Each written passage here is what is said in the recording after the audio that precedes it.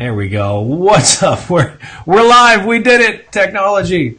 What's up, Courtney? We're live. What's up, crew? 1 o'clock on the East Coast, coming at you live. Courtney, how you doing today? I'm doing all right, man. I'm having a little trouble hearing you, TJ. Yeah, is that any better? Crank yourself up a little bit. Someday we're going to get this audio figured out. I'm not sure when, if that'll be today. Technology is super fun when it works, right? I know. All right, how's that? Any better? No. No? Oh, boy. All right. How about this one? Any better? No. Oh, boy. How about this one? Any better? No. I don't know what you changed, man. I swear, you guys, I know. we test the crap out of this stuff, and the second we go live, everything shifts. I promise we prepare for these calls. It does not look that way. I promise we do, even if it sometimes doesn't seem like it. I know. All right, well, I'll tell you what. I will just do my best to shout, and hopefully that's going to at least make up for a little bit of something. So we got all kinds of technology. That's all right. So what are we talking about today, man? Yeah, so today it's April, right? Welcome to April, everybody. Happy spring. Hope your spring season is kicking off and ramping up. You're starting to get some closings and some commission checks.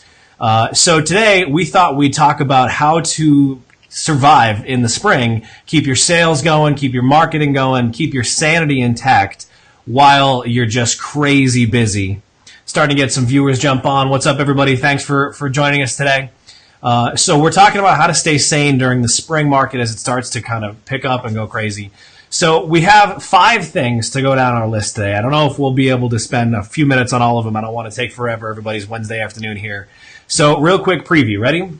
We're talking about how to create as many assets as possible now. So things like photos, videos, even some writing, right? The second thing is to schedule that writing now in your whatever downtime you might have. Sunday evenings are usually pretty popular for a lot of realtors, right? Scheduling out material to publish on its own. So Facebook posts, newsletters, things like that, using Buffer, whatever tools. Schedule that stuff so it sends without you having to push the button in the moment, right?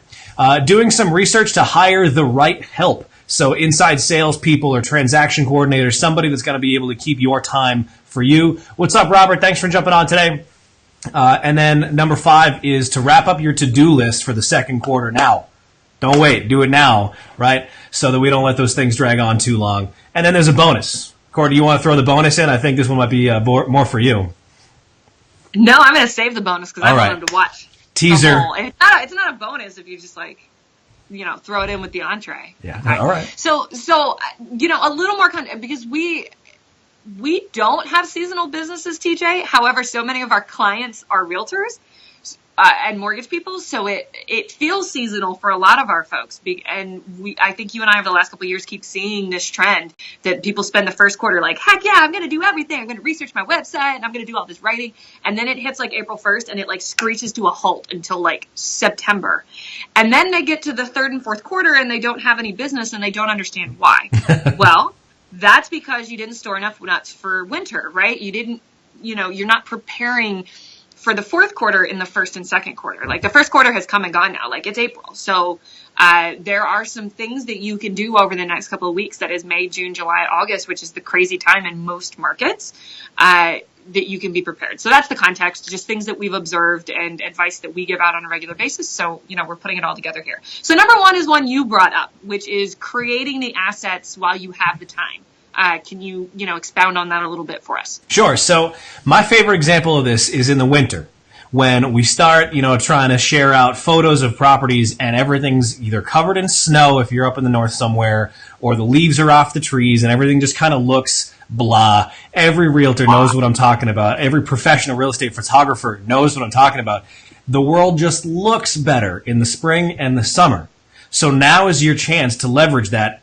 Obviously, you can't do that with listings if they come on the market in September, October, November. I know that. You can't see into the future. I wish we all could, right? What you can do, however, is get some of the other stuff. Videographers call it B-roll, right? This is some of the other assets that you can take beautiful pictures of your town. Everybody's out there publishing their community pages and their resource guides and things like that, right? And if you are, take photos of it now in the spring and summer when it looks its best.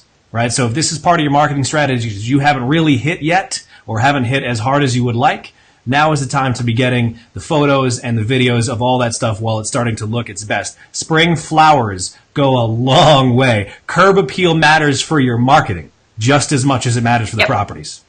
Absolutely. And it's like you hit the nail on the head. You can't do that stuff in winter. Everything just looks like nobody wants to move to a town with dead trees and, half melted snow in the front yard. You can't help it with listings, but your marketing assets, you absolutely can control when you take those photos and when you invest in that photographer. Spring is a great time to do that. Once all those flowers bloom, go. Yes. Even if you're shooting them yourself, that's the time to do it. Yep. And I would say if you live in the desert, if you're in Arizona, if you're in the hot, dry places of the country, you got to act like today. It might, I don't live there. I've never grew up there, so maybe April might even be too late. You tell me. But those flowers are going to come and go, and then you've got hot, dry rocks. You know what I'm talking about. Leverage the opportunity you have when nature agrees with you, and now is the time to do that. Yeah, and you guys know your own market when that window is. So this is general advice. If it's already coming past, we're sorry. We should have said it 3 days ago. The other one that we were talking about, storing nuts for winter. And this will segue into number 2. Things like your videos. If you're somebody who posts out a lot of videos or who, likes to go and interview business owners for your blog or whatever it is, why in God's name would you wait to be doing that when you've got 7 buyers under contracts and 4 new listings? Why would you try to make the time on those weeks? A lot of you guys do not have a whole lot going on right now. I know some of you have been busy. That's not, it's not a general statement. But for a lot of your markets, it just doesn't pick up again until, the spring market kicks in. It happens that way every year. So why not stockpile them now? Book every day for 2 weeks that you interview a business owner. Have one day that you block out on your office, that you bring 8 different shirts to the office and you just film videos for your, whatever it is. I won't lie. There's stuff I've done in this group that happened on the same day that I just changed my shirt or put a sweater on. Like, it's intentional because I know on that day I have the time to do it.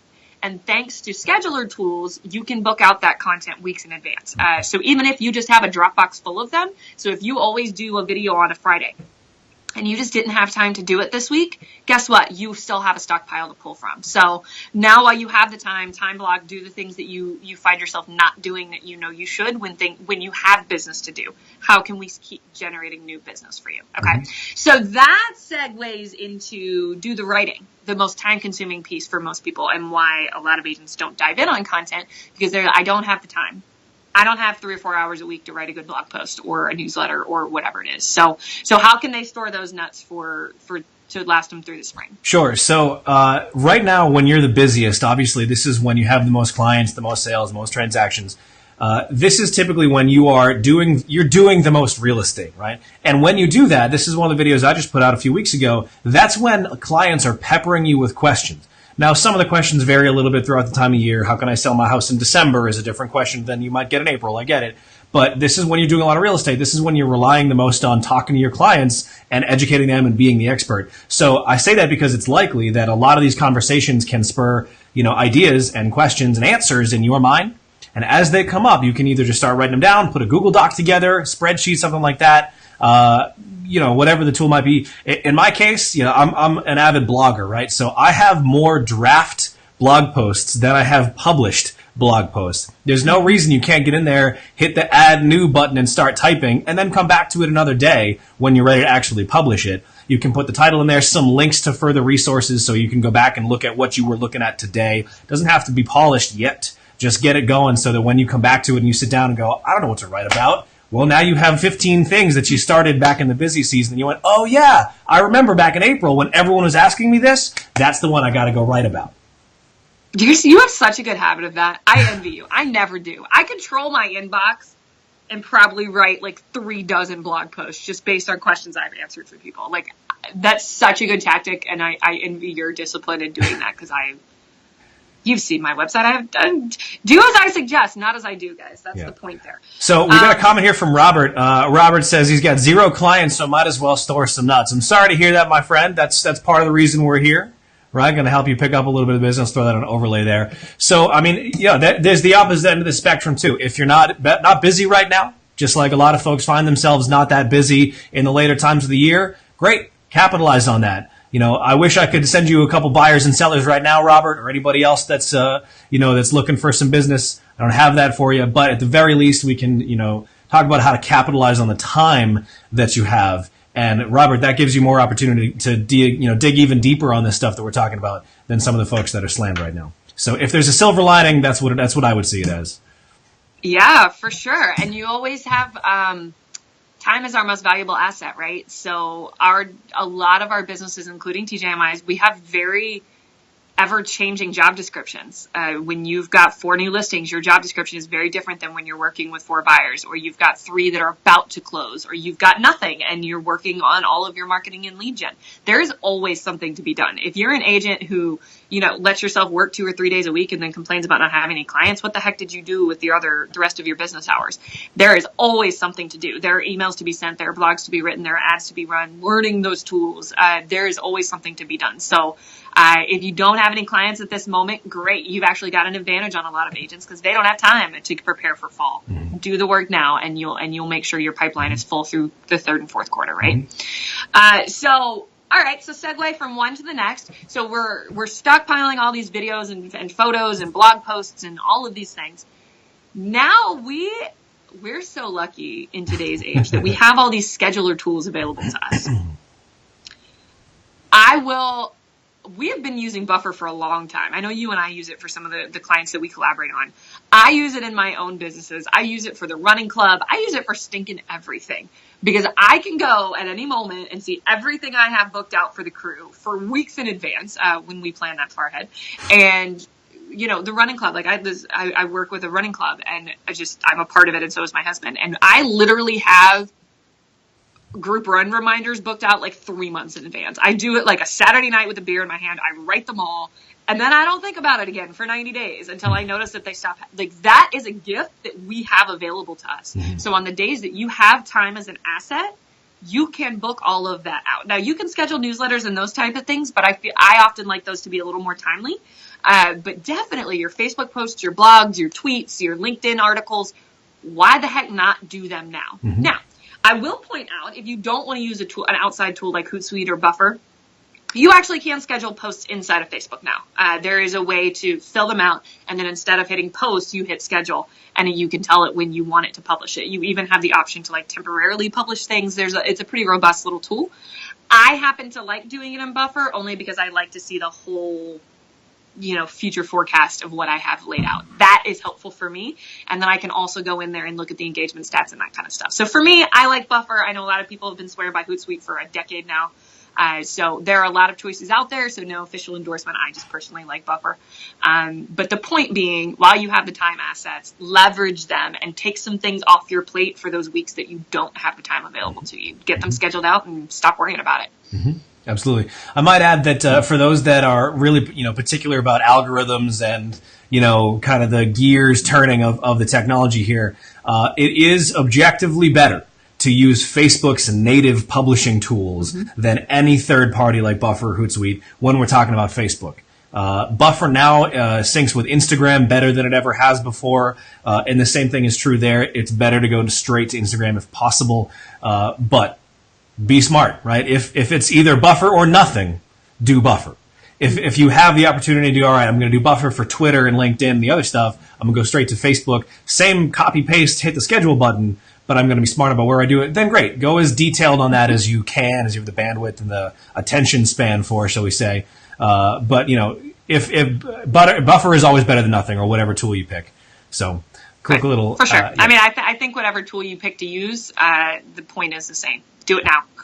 Do it now. At least get, one blog post a week ready for the next couple of months. And then it's literally off your brain because it's already scheduled out, right?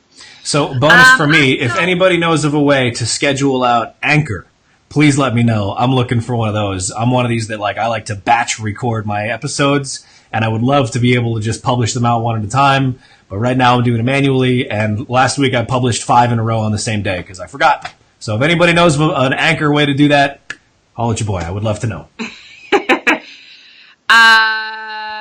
Yeah, now you got me, I want to figure that out for you. Thank you. Number 4, identify opportunities to outsource.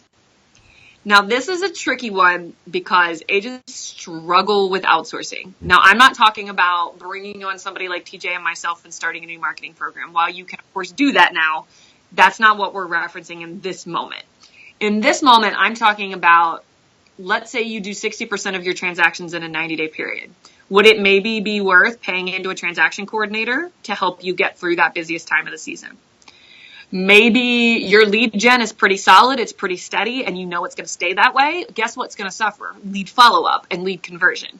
So maybe it's worth looking at something like Agenology to help you get through those busy months. You may not need it 12 months a year. I hear people say that about like those type of services all the time. I just don't need, I'm fine, like 9 months out of the year. Okay, and the other 3, are you wasting your ad investment? Right. All that time you spent writing those posts, and then you're getting leads and you're dropping the ball because your current clients can, and I think in most parts should, have priority over future clients. So this is the time to put those things in place, not once it's so crazy that making the phone calls to research it makes you want to, crawl into a hole. Now is the time to say, all right, transaction manager, once I've got 3 under contract, I'm going to bring the rest of them to you. 3 is as many as I can handle. So when I hit that fourth one under contract, it's worth $300 or whatever they cost. And identify those people now. Ask your peers. Ask in groups like the crew. I know some great transaction coordinator companies. Maybe your database needs cleanup. Find out who those people are. Do that stuff now. Don't wait and have a great idea or a moment of panic in the midst of the busy season. That is not the time to implement new programs. That is the time to have your programs in place and doing what's best for your clients and your business along the way. So, short story, research it now, identify them, even if you don't need them yet. You may reach that critical mass this spring that you're going to wish you had done that. And they all know this, right? Agentology and all the other companies that they understand the real estate industry just as well as Courtney and I do, just as well as you do in a lot of cases. And so they know that April, May, and June is when you're nearly desperate for help. So what that turns into is aggressive marketing campaigns on their part to try to reach you when you're, vulnerable or whatever. But also it turns into specials and promotions and deals. They're running deals right now to try to get you in the door. So take advantage of that. And to Courtney's point, you don't have to sign a 12-month contract if you don't want one. These, they get it. So use what's available to you, and now's the time. Yep, absolutely. That's a short story. Identify where you think about last spring. Those of you guys that have been with us a while, think about what those days look like. That you're like, oh my God, I didn't call that lead. Oh crap, or I didn't send the inspection report. Like, you don't need to have those moments. There is resources there, even if you don't need them 12 months a year, that can get you through the spring and maintain your level of quality that you expect from yourself and so do your clients. So that's do the work now. Yeah. See the theme? There's a theme today. That's what we're gonna do. Supposed to have a theme every time. We actually did it today. All right. So the last one here before we get to the bonus is to wrap up your to-do lists. Whatever you had your first and second quarter, which hopefully you got all your first quarter stuff done already, but my guess would be some of you didn't. I didn't. Whatever your first and second quarter to-do list was, your objectives, your marketing objectives, your business systems objectives, whatever those things were, stop backburnering them.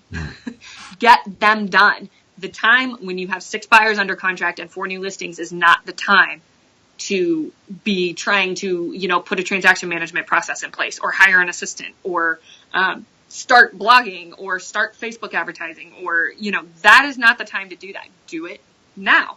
Get into training programs, identify, it's kind of a little bit redundant, but whatever that to-do list is, it's different in every business. Maybe it's finally start using a receipt product to keep track of your expenses or a mileage tracker, or sometimes it's really little things, but you'll get to August and you haven't gotten any of them done when you totally have the time right now.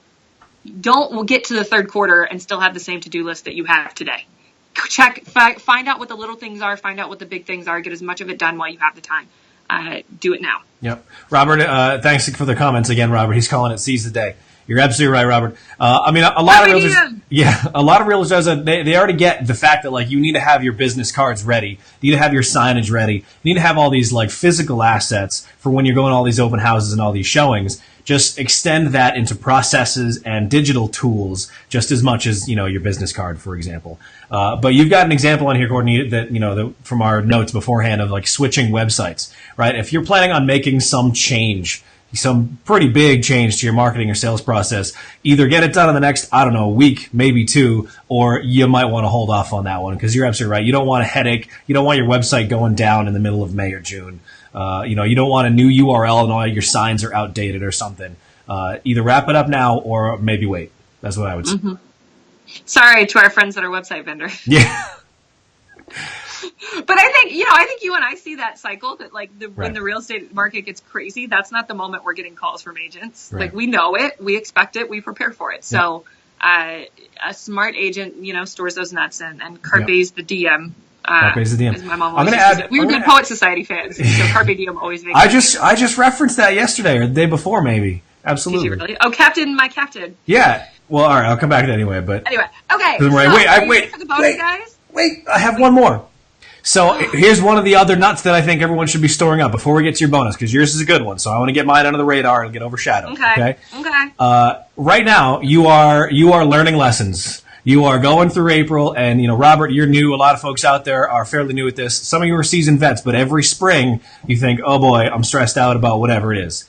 I love being able to email myself or put a calendar reminder for 12 months out or 11 months maybe, and say, "Hey, idiot, remember last year this happened? Do it now so that you don't have to have that problem again." So if you're learning something about like, "Oh, I really should have hired an ISA or really should have had a transaction coordinator," and you don't pull the trigger this April or May or June, set a reminder for yourself 6 or 9 months from now so that you go, "Oh yeah, no," and you can even put in like this impassioned plea, write it out and be like, "No, seriously, future TJ, believe me, you need to do this," right? I have done that 100 times in my own calendar, and I'm telling you it works. It works. I actually was in a training once where they were talking about a tool. Okay, nobody get mad that I'm not citing the trainer because I just can't remember who it is right now. This was back in my real estate days because it's such a seasonal industry. They were talking about at the end of every month and then again at the end of every quarter. You literally keep a log of everything you got done. Did you work on your website? Did you work on your blogs? Did you, push into ads? Did you clean up your transactional systems? Did you do your accounting, pay your quarterly taxes? Whatever those task lists were that aren't like the ticky-tacky day-to-day, sell real estate things. Whatever those business-related activities were that you literally keep a log of month to month. Not only what you got done, but what you didn't get done and or what you wish you had. So that come, you're laying out your 2019 and you've got this log of, the end of January, I said, man, I wish I'd started on my taxes. And then the end of February, I said again, man, I wish I'd started on my taxes. Whatever those benchmarks, I know realtors' taxes is a big one this time of year. Whatever those things were, if you keep that in a log, whether it's an appointment on your calendar or an Excel sheet or literally a journal, I know some agents still like mine, my journal that I keep all my notes in. Just something to catalog how you're spending your time so that next year you can do it even better and be even more efficient. And maybe you're like, man, I didn't really do a whole lot through December and January. I could have written a lot of blog posts. And then you can be more efficient next year. So that's a good one. That's like bonus 1.0. I gotta make that one a bonus because we only had plans for 5. Okay. 2 bonuses. All right, bonus. Are you ready? Drum roll. You're the drummer. I'm gonna let you drum roll. The bonus, which is officially number 7. Ramp up your ad spend. But wait a minute, Courtney, that's a conflict of interest. You telling me that means you just want my money. No. If you are using Facebook advertising, Google advertising, truthfully, whatever marketing tool you're using, do more of it in spring. So if the odds of 1,000 eyeballs in December, 10 of them are going to fill out, I'm just making those numbers up. Let's say 10 of them are going to fill out your form because 10 of them actually care enough about buying a house in December. Those numbers are incrementally better from April to July. They just are. I mean, and once school kicks in, there's another little pop, but whatever. Where those seasons are, why would you not want to take advantage of those highs and lows? There will be incrementally more searches on Google for homes for sale in blank. What can I afford in blank or whatever those keywords are? Why would you not want to push more of your budget into times when your fellow agents are too stinking busy to think to do that? Because they don't have agenticology in place. So if they're getting 100 leads instead of 60, hell yeah, bring it on. I've got an inside salesperson in place. And maybe that means you're closing 5 more transactions than you did last year. Well, that's great. You've already got your transaction coordinator or your systems or whatever it is in place because you properly spent your winter and early spring, right? So I say ramp up your ad spend. It can be a challenging time to test out new things. But because the other agents may be ramping up their spends, But what's probably happening is that all the amateurs are jumping in the pool and they're trying to take your market share. So you may just have to spend more to get the quality results that you've gotten all winter because everybody else shut down and closed up shop. Mm-hmm. You aren't going to be the only fish in the pool anymore in your market come spring because they'll be like, ooh, I'm going to boost everything. And they're jacking up your audiences, right? So by spending more, your likelihood of either increasing or maintaining is going to be the same. Odds are pretty good. You're going to have a lot more competition and you're going to get less eyeballs than you're used to getting for that same dollar. So just be prepared for it as you're planning out your marketing budget for the year. Assume that you're going to spend into the busy seasons and ramp up. I mean, there's just more buyers in the market. For the love of God, go get as many of them as you can. If you have the budget and you have things that are working for you, go find them. Take advantage of them while they're there because they're not going to be there. So I accidentally covered over part of our faces. Sorry, but I added an image to covering my face, bro. Yeah, I added an image overlay here. I want everybody to see. As soon as you started talking about this, Courtney, I said, okay, I need to go and demonstrate what we're talking about here. This, if you've never seen Google Trends before, that's what this graph comes from. This is the interest over the last 5 years of people searching for the phrase homes for sale. Now, obviously, this would vary a little bit based on your region, but look at how it spikes and falls, spikes and falls, spikes and falls reliably every year. And the 5-year trend is going up as well, of course, coming off the crash a few years prior, right? But if we're starting April to April here, I mean, it's going nowhere but up between April and then halfway between April, it just bottoms out again, right? So we're looking at May or June, it's going to spike somewhere around there, right? And that is reliable every year. And Google knows best. This is when you got to be capitalizing and capturing that traffic. Google knows best. See what I mean? All right. Please do with your overlay. We're so fancy today, you guys. Technology. We've got our website. We figured that out last week, and then this week we got an overlay. I'm so proud, Tina.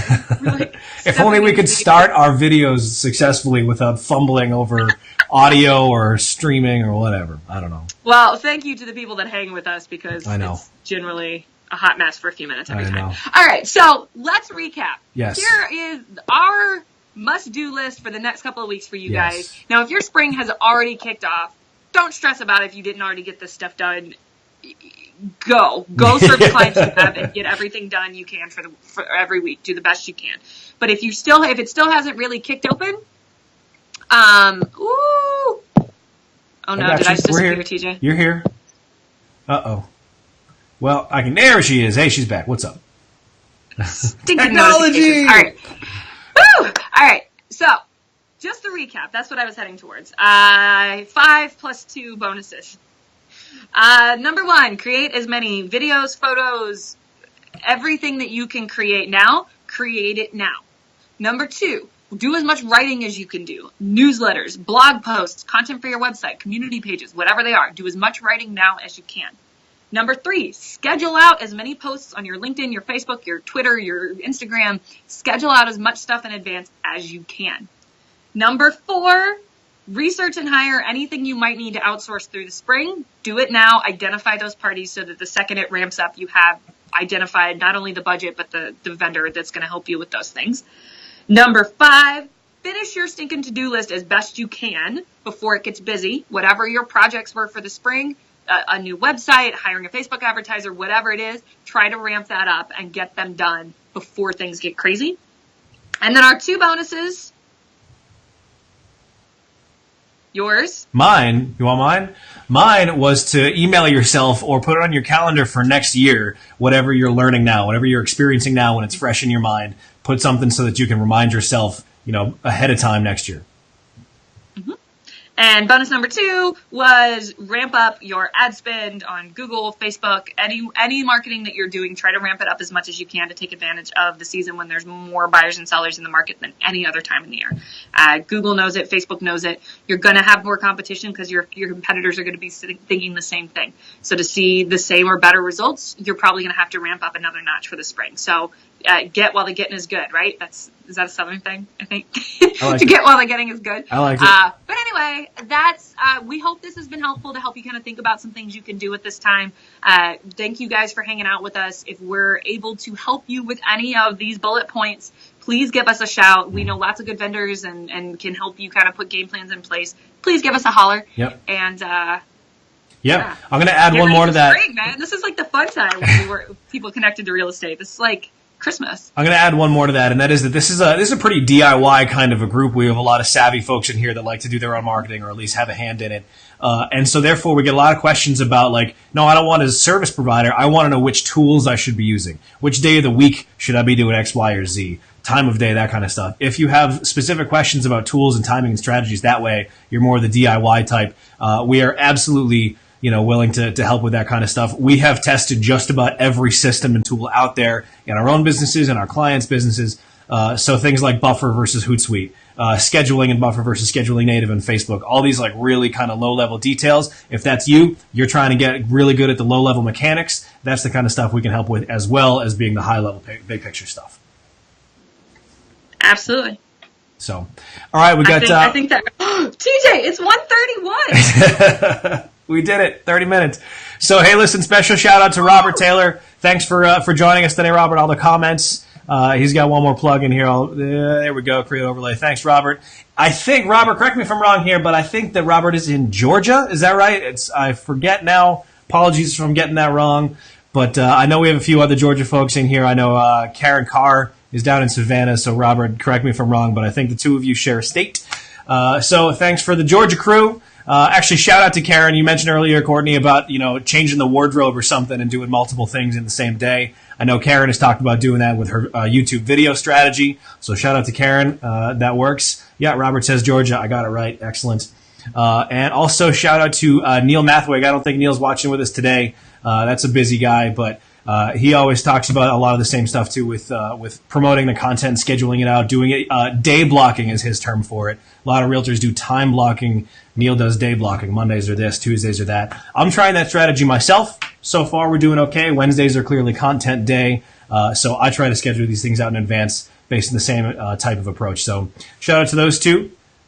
So that's what I got. How about you, Courtney? We good? All done? Yeah, we do practice Excellent. most of what we preach, right? Yeah. Certainly try. Very good. Most of it. Neil is awesome. I'm throwing that one on there. Thank you, Robert. So if you've ever done a Facebook Live, you know that the comments are a little bit delayed. It takes us 60 seconds or something to see that everyone has posted a comment. So apologies for the delay. But Robert, I couldn't agree more. Neil is awesome. Shout out to the Onion Juice. The avuncular podfather is my nickname for Neil Mathwig. Go check him out. I know, right? He got written about in I think it was Wired magazine or something. And they called him avuncular. I had to go and Google that word. I had never heard of avuncular before. Yeah. All right. Anyway, we love you, Neil, but we're going to bounce off of here. Thank you guys for hanging out with us. And please let us know what we can help. Let's get ready for spring, guys, okay?